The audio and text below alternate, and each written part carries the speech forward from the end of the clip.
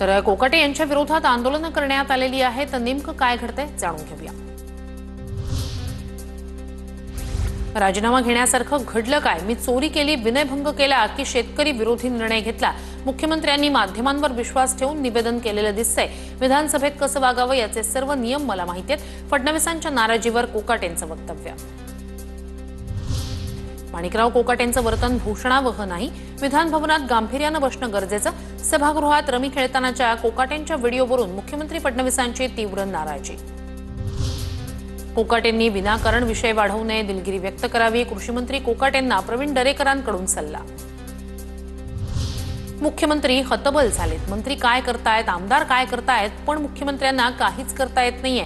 अंबादास दानवेंचा निशाणा। माणिकराव कोकाटे बुद्धिबळ खेळत असतील, हत्ती वजिराची चाल खेळत असतील, आपल्या डोळ्यात अडचण आहे। जितेंद्र आव्हाड यांचा खोचक टोला।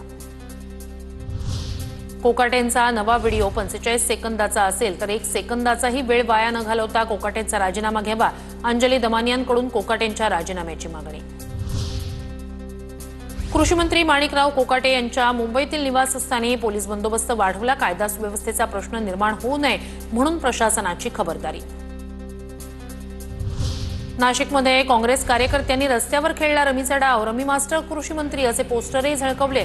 माणिकराव कोकाटेंच्या राजीनाम्याची मागणी करत जोरदार घोषणाबाजी। राष्ट्रवादी शरद पवार गटाचंही मुंबईत माणिकराव कोकाटेंविरोधात आंदोलन। जिल्हाधिकारी कार्यालयात निवेदन देत राजीनाम्याची मागणी।